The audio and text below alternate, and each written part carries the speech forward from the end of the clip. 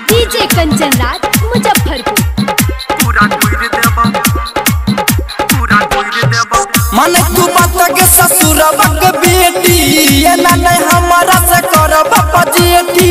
मन तू बात के ससुरबा के बेटी ये ना नहीं हमारा से करब पजेटी। लोहरी से मुँह हम थुर देब हगे थुर देब हगे थुर देब हगे थुर देब के मगिया हरियर मिरचाई पूरा गुर देब हरियर मिरचाई पूरा गुर देब हरियर मिरचाई पूरा गुर देब।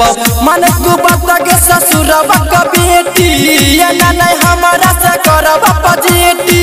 मन तू बात के ससुरबा के बेटी ये ना नहीं हमारा से करब पजेटी। लोहरी से मुँह हम थुर देब हगे थुर देब हगे थुर देब हगे थुर देब के मगिया हरियर मिरचाई पूरा गुर देब हरियर मिरचाई पूरा गुर देब हरियर मिरचाई पूरा गुर देब।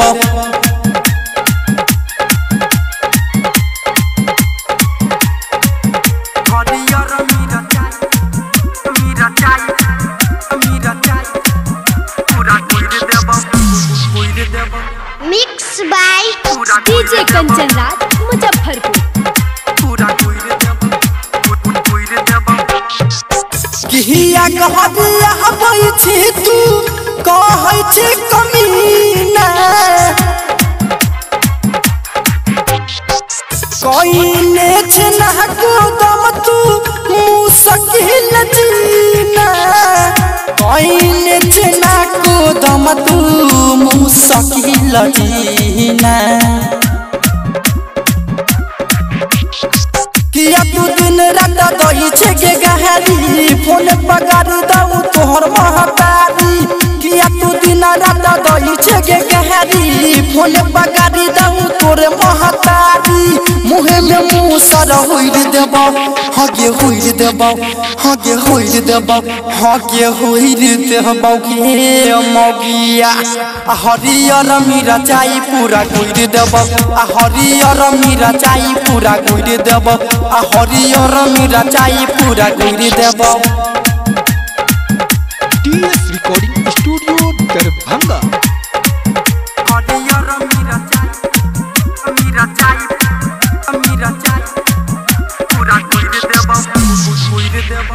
Mix by DJ Kanchan Raj Muzaffarpur.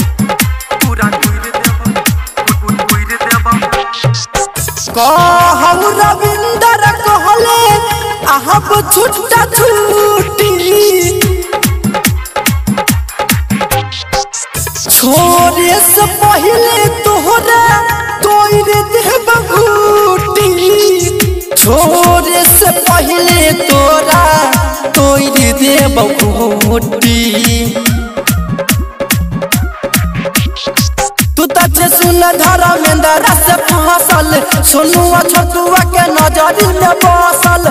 तू तछे सुन धर्मेंद्र से फसल सोनुआ छोटुआ के नजरी में बसल। देहल दहेज से नहीं मुड़ देब हगे मुड़ देब नहीं मुड़ देब नहीं मुड़ देब के मगिया हरियर मिरचाई पूरा गुर देब हरियर मिरचाई पूरा गुर देब हरियर मिरचाई पूरा गुर देब। मन तू बात के ससुरबा के बेटी एना नहीं हमारा से करब पजेटी। मन तू बात के ससुरबा के बेटी एना नहीं हमारा से करब पजेटी। लोहरी से मुँह हम थुर देब हगे थुर देब हगे थुर देब हगे थुर देब के मगिया हरियर मिरचाई पूरा गुर देब हरियर मिरचाई पूरा गुर देब हरियर मिरचाई पूरा गुर देब। Recording studio Darbhanga.